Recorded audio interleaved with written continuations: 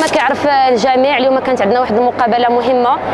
مقابله البلاي اوف، لحقاش حنا كنا متصدرين مجموعه الشمال. كما كيعرف الجميع حنايا قدرنا نربحوا فريق اكادير عندهم بدو 1، والمقابله ديال العوده كنا عارفين بلي ما غاديش تكون سهله، لحقاش الخصم الصراحه هو كما نقولوا عنده ما يقول وخصم في المستوى، والحمد لله بسبب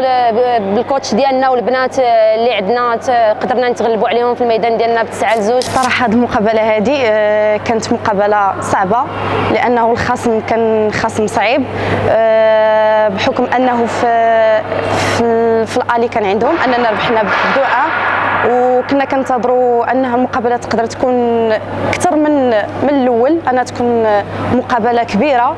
ولكن الحمد لله اننا قدرنا ان ننتصروا ب9-2. وهذا الشيء كامل بفضل البنات وبفضل كل شيء، اننا درنا الثقه في بعضنا وزدنا النفس في بعضياتنا باش اننا نخرجوا في هذا السكور هذا الحمد لله.